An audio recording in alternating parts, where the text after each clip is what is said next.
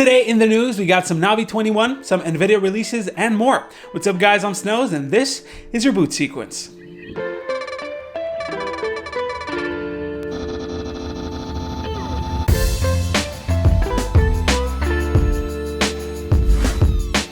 Let's get started with AMD. So, Big Navi, something that was coined by the community and adopted by AMD. We got a little snippet of its performance in the Zen 3 event, and honestly, it was alright. Online people were already comparing its scores to the RTX 3080, and it's about 90 to 95% of the 3080's performance. Or is it? Because in reality, its performance should be a little worse. The test bed used to benchmark the RX 6000 was equipped with their latest 5900X processor. That means the score was influenced by it a little bit.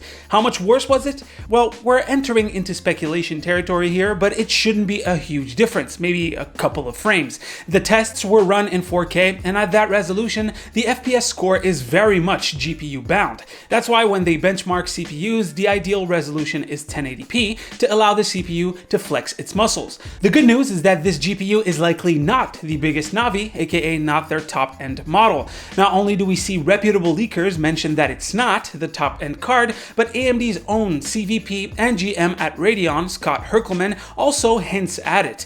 During an interview with PC World, Herkelman stressed that AMD didn't state which Radeon RX 6000 graphics card ran these benchmarks. Not only that, but he also says that there is still some fine-tuning to do before the launch. If this is the second-tier Navi 21A that was leaked with a clock of 2050 MHz, then there's also going to be a higher, probably XT variant as Navi 21B, which had a clock limit set at 2200 MHz. That's about a 7% increase in performance, which would push it right against the 3080. Once again though, these are not the official clock speeds, but rather the frequency table found in AMD documentation. According to a leak by Rogame back in May, Navi 21 may have up to 4 variants in the form of Navi 21 XTX, XT, XL, and XE, so the card that was shown off could be one of the 4.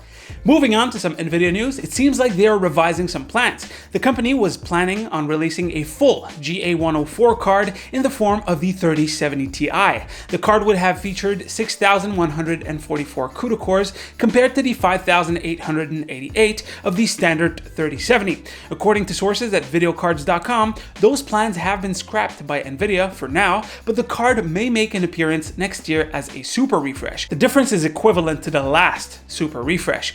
Also, from video cards, Nvidia is apparently planning to release the RTX 3060 Ti in about a month and a half in mid-November. The 3060 Ti is currently rumored to feature 38 SMs for a total of 4,864 CUDA cores and have 8 GB of GDDR6 memory.